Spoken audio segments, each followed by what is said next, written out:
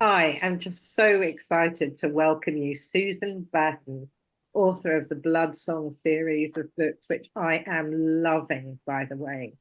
So thank you so much for being up for being interviewed for the Silver Tense and Silver Synergy. How are you today? Thank you, Francesca, and thank you for thinking of me. It's really kind of you. It feels like quite a privilege as well that people are interested enough to want to know about it. I think people are, though. I think there's probably virtually every person on the planet that at some point has thought, I'd love to write a book. Mm. I think it's the one thing that nearly everybody wants to do, and and most people don't, for Mm. whatever reason. So I think it's really fun to be able to get inside the head and the heart and the soul of somebody who's made that choice and who's done that. It's not like you've just written one book, but we'll go through that in a minute. So No. so my first question to you is that you were a proficient writer before you and I met on the Writing with Your Muse course. And I'd love to know what prompted you as a writer, what prompted you to join the course, and what kind of writing were you already doing? Mm. In the workplace, I've had been writing for probably about 20 years or so, in different organisations. And one very well organisation that I worked for, a charity, I researched and wrote the whole of their corporate plan 1 year, which involved liaising with different departments, but essentially bringing it together and writing it up. And from that, I started doing briefing papers and management plans and that kind of thing. But it was always to a brief, always to, you know, this is the message, it needs to be on point. I was criticised for some of my newsletters being too chatty, which is fair enough. That wasn't the aim of them, but apparently I was too chatty.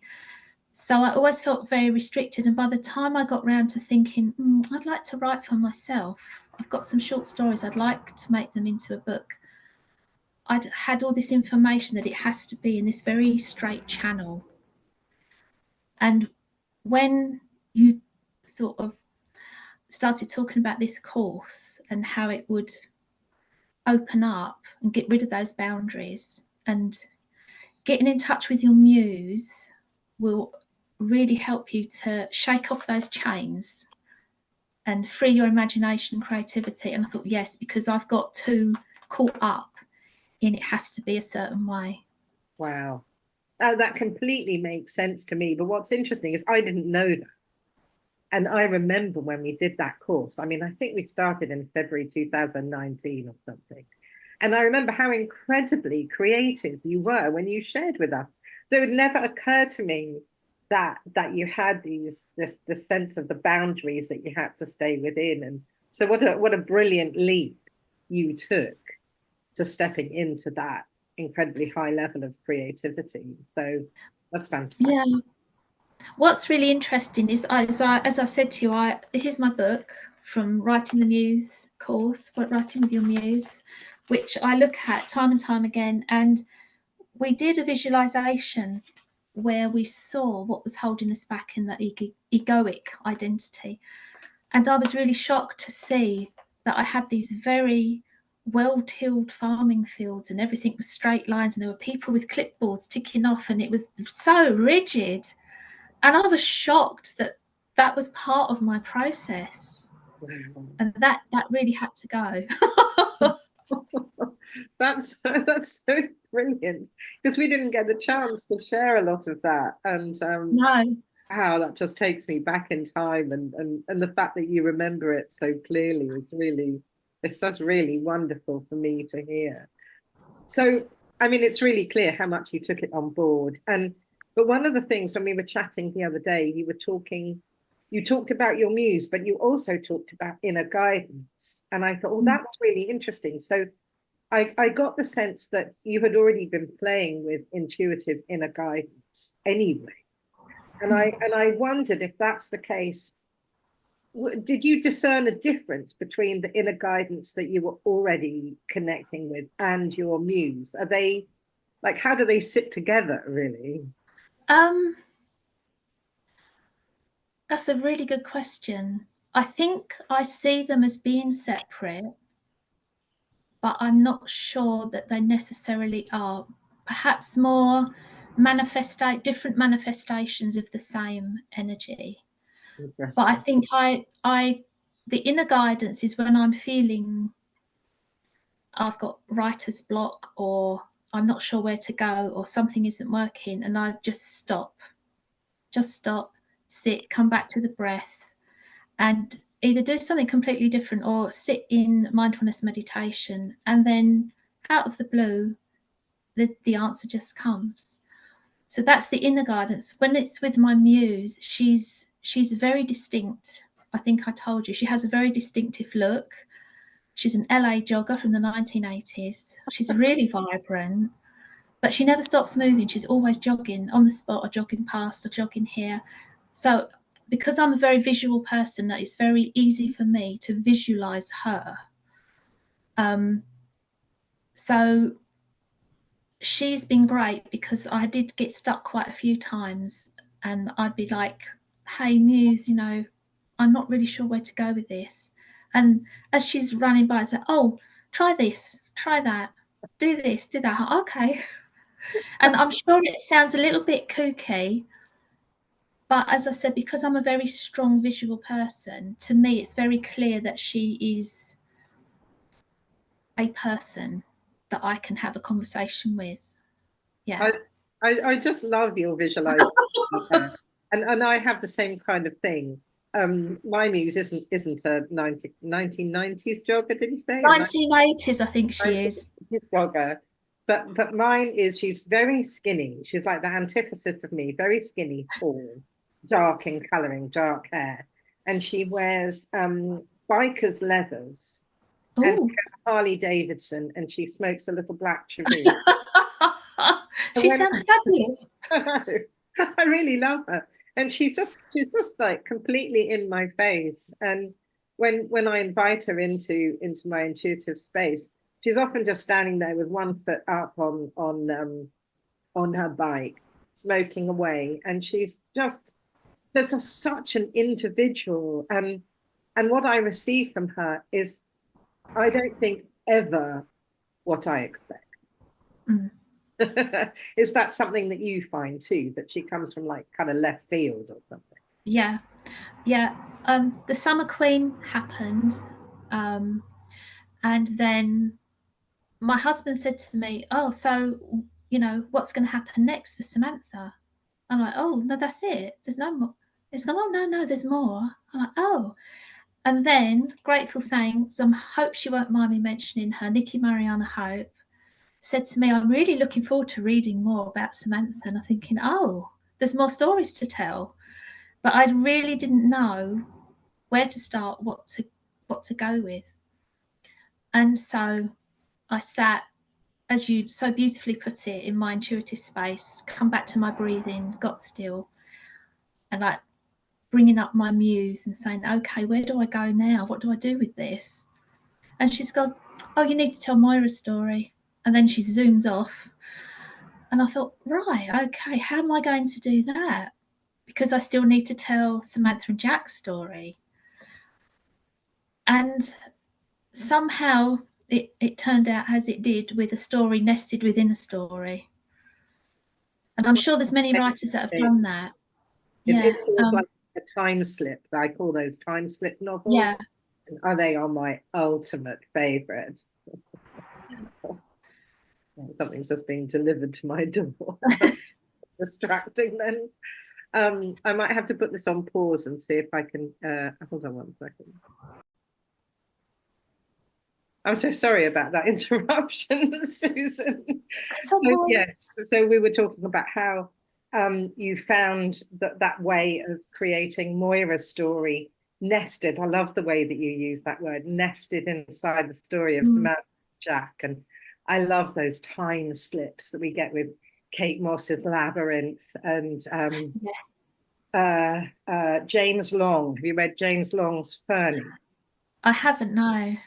I can only recommend that. Fantastic book too. And both of those books, which I love, remind me of The Summer Queen and Now the Moon Queen, which is the Moira storybook that I'm reading now and absolutely love. So let me get my questions up again. So oh yes, actually you're already sharing a little bit about this. I wanted to ask about the relationship that you've developed with your muse. Do you have any more to add about that connection that you have with her? It's quite difficult because, as I say, because she never stops still. She's always running around and always jogging. And sometimes I have to, it's like if I'm asking for help and coming into that space, I'm very still and I'm coming back to my breath and being present, but she's not still. She's moving. Now, I do feel, I suppose I feel like she's a friend. Yeah. But the sort of friend that will respond to anything in a crisis as well. But I do wonder,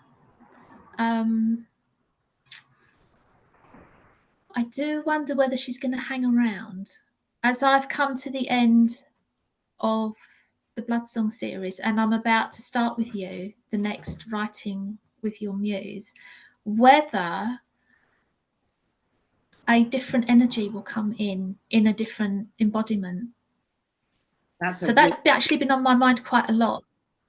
That's really interesting, because actually last summer, because I access my muse for virtually everything I do. It's not just about what I'm writing. So when I'm creating a course, then I access that too. But actually, I do have what feels like a higher level where I don't know, I don't know whether it's a different muse, but energetically there's a difference. So I'll be really interested to see what happens and how she comes through do the actual meditation to meet her in that, you know, that really deep meditation that we do. Yeah. Wow. So some more questions now actually about your writing and your journey as an author. What do you most love about being an author? What I most love is I get to play.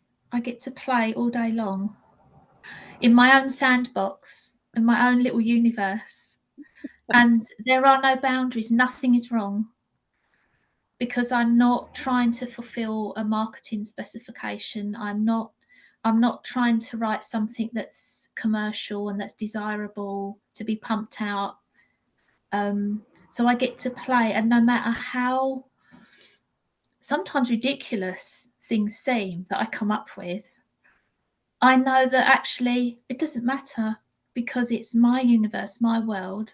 I'm self-publishing. It's the best thing I ever did to learn how to do this and become independent. No one tells me how to do it. No one tells me, oh, you're playing wrong, you're writing wrong, you're doing this wrong, because there is no wrong. It's your authentic voice from your beautiful heart. Yeah.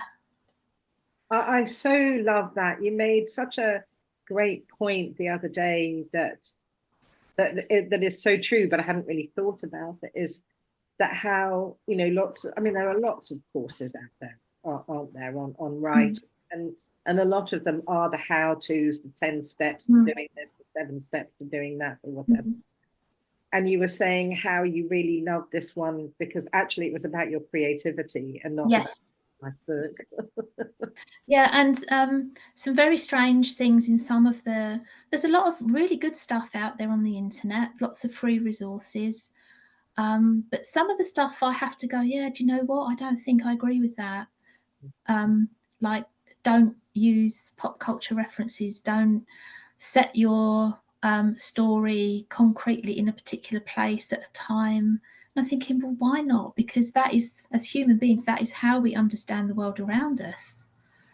And little things like that I thought that feels very much like putting up a boundary that's too restrictive. Yeah. And If I'm honest, and I don't think I've shared this with anyone, so this will be a first, the characters of Samantha and Jack actually came out of my frustration with a TV science fiction show where the two main characters, they never got together, and it really annoyed me. It was always implied, but it was never really given any room. And I thought, do you know what? I'm going to write about Samantha and Jack, and I'm going to bring them together. And that's really how that started.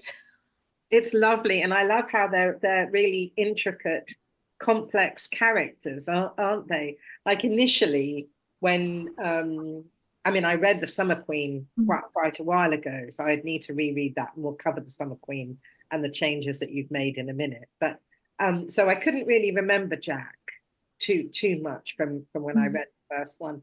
But reading The Moon Queen, of course, he really comes alive, and I'm so glad he's not just drop dead gorgeous and clever.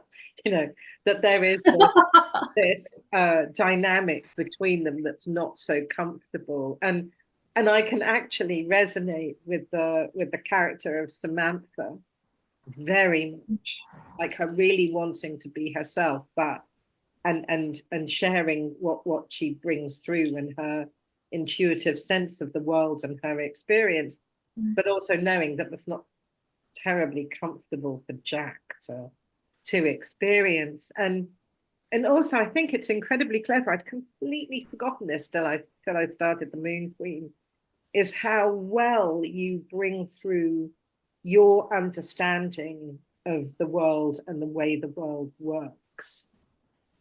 So there's actually this layer of education in there, but without it being like, and now I'm going to get on my soapbox and tell you what I think about how the world works. It's so beautifully woven together.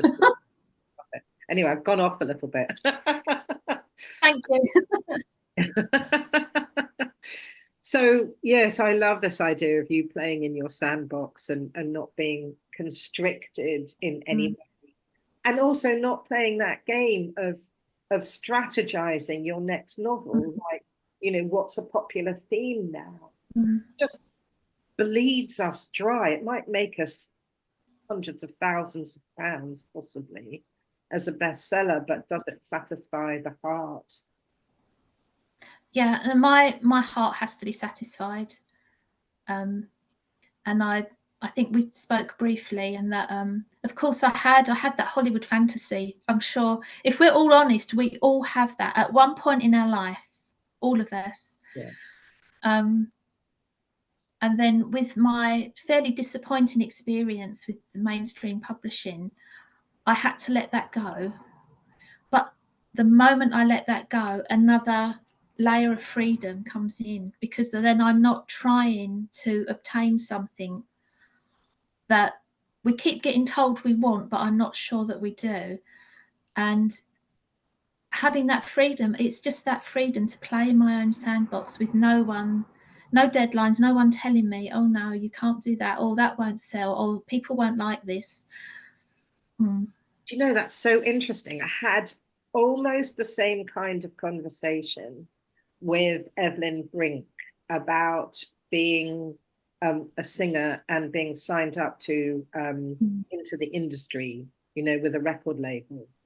And she was saying exactly the same thing, that it's the dream and there's going to be money in it, most likely. But actually, suddenly, you're a commodity, aren't you? They say, that's not going to work. That's not going to work. We need you to do it like this. It needs to satisfy this. You've got this deadline. And wow, suddenly we're just the grunt, just the grunt to fulfill what they think work. Yeah, and I think then the industry looks at you and you become a golden goose, and you're only there to lay these big fat eggs, and you become dehumanized and depersonalized. Wow. And I think, you know, it's very sad when you look at singers like Amy Winehouse, her trajectory, just incredibly sad, sad. And I think little things like that are in my mind. And so letting go of that dream, I've got another dream now, to write the absolute most magical, authentic stories that I can drag out of myself or am given from somewhere else to channel. Yes. And I can feel that. I've got goosebumps now when you say that. And I'm so excited to explore with you the birthing of this next story.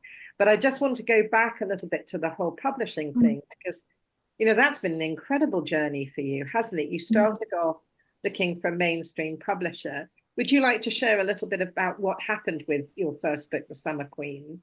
And because that's one that I read, and I now need to read this. Yeah, I'll share a little bit with that. I don't dwell on it now because the whole, I suppose, labeling it negative perhaps isn't quite right, but it's the best word. It's actually the best thing that happened. I did the rounds, and Austin Macaulay were quite interested, and so we took it further, and I got very excited. But then it went through this series of publishing things, and I never actually spoke to a single human being, not even on the phone, which I thought was kind of strange. And yeah, I know. And I got the proof back, and I went through it, and I thought, this is terrible. This is what's happened to all the English, and it's put through some kind of software that automatically edits it. Wasn't edited by a human being, as far as I understand. So I made adjustments, but it still didn't come out. And then it was published, and the artwork was, it was okay, but it wasn't representative, I think, of what I really wanted. And then there was the whole promotion thing, and then they hit me up for a bill for promoting, which initially hadn't been on my radar. But that was the experience that I needed to have. I'm sure there are loads of writers who are with Austin Macaulay who have had a wonderful, beautiful experience with them. But I needed to have this because I needed to be kicked out of my complacency of, here's a book that you've written. Oh, here you are. I've done my bit. Now it goes out into the world and I don't have to take any more responsibility. Well, guess what? That was not the right approach. So that experience I had made me stop and think, okay, I didn't like that. And what's the learning in it? Well, the learning is you need to take responsibility for your creation. You need to be in control of it. This is your voice, your baby. And then my husband and Nikki Mariana suggested there's a lot more stories. And I thought, okay, if I do this, then I'm going to come away from that and I'm going to learn how to self-publish a book. And I thought it was going to be horrendously difficult. And it did take a long time to learn. But it's that sense of freedom. So maybe I haven't got a poster on the side of a bus, maybe I haven't got radio interviews and all those things. But I also haven't got any deadlines, and I can write exactly what I want, how I want.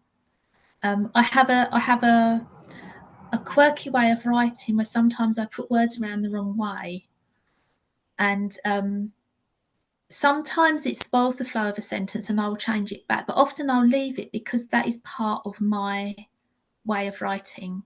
And if you was to edit out all of those quirks, you would have a load of homogenized, samey stories that are written to a formula, and no one really wants that. I don't think they do, and I certainly didn't want to come into that. And so I had this huge learning spurt, not just about how to publish a book, how the industry works, but also about myself, about you can do it, you can be in control of this, you can have your own voice. You don't need to rely on other people. You don't have to be vetoed on your own work.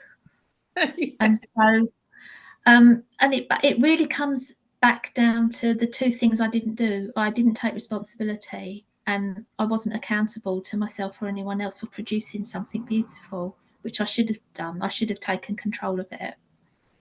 But like you say, it was a phenomenal learning curve. So maybe, you know, there are no mistakes, are there? As Vanessa would say, there are no mistakes. No. In fact, I would say it was brilliant because suddenly I've got 3 books. And I'm like, wow, I wrote 3 books. Wow. Yeah, exactly. I've got 2 things vying for attention here. Is that in the first Summer Queen, which is the one that I've read, actually, didn't you say that they removed an entire chapter? There was the suggestion that a chapter be removed, and because I thought I didn't know what I was doing, I did remove that chapter. But I've put that back, and I actually think it's quite an important chapter because it's a chapter about Jack, and it's about the world from Jack's point of view, and also how Jack feels about himself. Yes, so I actually think that's quite important. And there was lots of things that went wrong with grammar and commas and question marks and just the overall flow of it. So I feel better. I'm going to have to reread the Macaulay version of the Summer Queen and then get your version of the Summer Queen and read them one after the other and get a sense of that difference, because, you know, what you're sharing about self-publishing is so incredibly important, you know, and like you say, it's not necessarily everybody's path, but how wonderful to hear what you're saying and what you've learned about that. And the other thing that I've realized I didn't mention before about your books is I'm really good at knowing what's going to come next. I am horrifyingly good at that. I watch a program and a drama or something, and I work out the ending. It's so very disappointing. And the same with novels. I've already worked it out. I know what's happening. I can't help my brain from going there. But I've realized all the way through The Moon Queen, I have no idea what's about to happen next. And it's like, oh, wow, I wasn't expecting that. Oh, I wasn't expecting that. That's really cool. I can't in fact, weirdly, I'm not even trying to work it out. I think because I just naturally know. Well, I naturally know that you're working in alliance with your muse, and therefore I'm not going to be able to work it out. It's quite interesting that, because I watch lots of dramas and I particularly like courtroom and procedural dramas, and I never have a clue what's going on. I can never work it out. And I'm always, my husband says, you're just watching the pretty pictures and hoping that they're going to tell you at the end what's going on. I said, pretty much, yeah. So better way of being, I think, in the So it has surprised me with the characters and the books. In some ways, I wasn't really knowing what to expect either. Yeah. And every time I got stuck, it was sort of like, okay, I need to sit and, hello, Muse, what do I do now? And that's the beauty, isn't it? If you don't know what's coming next, how on earth is the reader going to second guess? Yeah. But it's not going to be able to do it if the writer doesn't know. Then the reader's never going to get it. And I absolutely love that, and you do that so beautifully. Thank you. Yeah, fantastic. Let me just check, because normally I let conversations go quite organically, but I knew that I had specific questions I wanted to ask. Well, actually, only one more really is, what words of wisdom do you have for any aspiring writers watching this interview? Because I mean, your journey has been immense, not just about writing a trilogy, but about publishing it and republishing. Yeah. With the republishing, I had to get the rights back to publish it from the publisher. And then I bought a block of ISBN numbers because I wanted to have them catalogued properly. And so then it was assigning, re-editing it, putting the chapter back and reassigning an ISBN number. So essentially it's a different book and it has a new cover. I must just point out, my husband designed and did the covers for me, and he wanted to give me a look, a sort of a brand, so that as soon as you see that cover, you know you know who's written it. It's a very definite statement. So all forthcoming titles will have that sort of galactic background in the silhouettes. That's, I'm going to stick with that. Words of wisdom. Don't give up. Don't give up. But sometimes in order to go forward, you have to sit still with it and just sit with what you want to do and let opportunities unfold for you. There's the kind of, like, I found there's a time for pushing forward and there's a time for sitting and letting things grow organically. I wasn't sure what I was going to do with the Moon Queen in terms of editing because I wanted it professionally edited.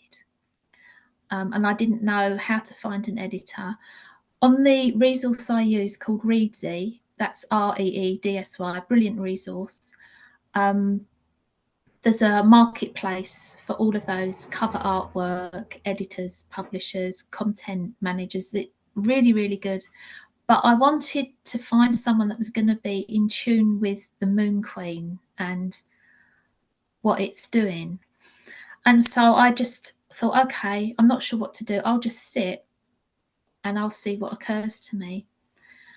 And so I spent several days just sitting with this, wanting to find an editor that was in tune with it. And then it suddenly popped up, oh, I know a lady that publishes an indie shaman magazine, June Kent. Oh, I'll ask her if she knows someone. And she did. And so Emma Mulholland edited The Moon Queen. She's a freelance editor. And she was really in tune with it. And it was lovely because at one stage, she dropped me an email to say, I've forgotten to do editing. I've got so caught up in the story that I've forgotten to edit, which was really lovely. So I think the way forward will become apparent. And I set very clear goals. I wrote a list of what I wanted to achieve, what I wanted to manifest for myself and for the Moon Queen. And I hit all of those, but not necessarily in the way that I was expecting. So again, it's about losing that expectation, letting go, surrendering, and trusting that there is a way forward. And you don't necessarily have to push that hard. It's the difference between sailing and rowing. Lovely. I love that. That's so clear and tangible, isn't it? Yeah. Are you rowing really hard? Are you striving and pushing? Or are you sensing in to, I suppose, the energetic flows? Are you sensing and just allowing that to guide you? Yeah, beautiful, beautiful. And then I guess I kind of put that question in the wrong place because I do want to ask you about the next book, but you probably don't want to say too much because you don't at this point. But you said about what you'd love it to be. Do you want to reiterate what you'd love to create through this next book? Because it's not part of the Bloodsong series, is it? It's not, but when I said I'd created my own universe, a little sandbox to play in, I am keeping that theme. So in All the Queen's Children, I reference 2 new characters towards the end of the book. And the next book, which is called Time After Time, is about these 2 characters. But this is also the book that came out of the 2019 Writing with Your Muse. And this is the whole story that I had that come out of that. It's waited this long to be birthed. So I've still got all my notes. I've got 5 years worth of research and notes. And so, yeah, you've got 2 people, roughly 4 people, 2,000 years apart, trying to solve a mystery and trying to save the world. Dare I say it? Yes, I'm going to say it like that, trying to save the world, or think they're trying to save the world. But because I'm very visual, one of the things that I wanted this to feel quite different to the Bloodsong series. And whether you're a fan of cheesy movies or not, the film that I had in mind when I started sketching this out was National Treasure with Nicolas Cage. It's a mad film, I think. It's a crazy film, but I love it. I love the way it doesn't stop, and it's just hopping and hopping and hopping, with this idea that the Templars buried treasure somewhere in America, and it's just crazy.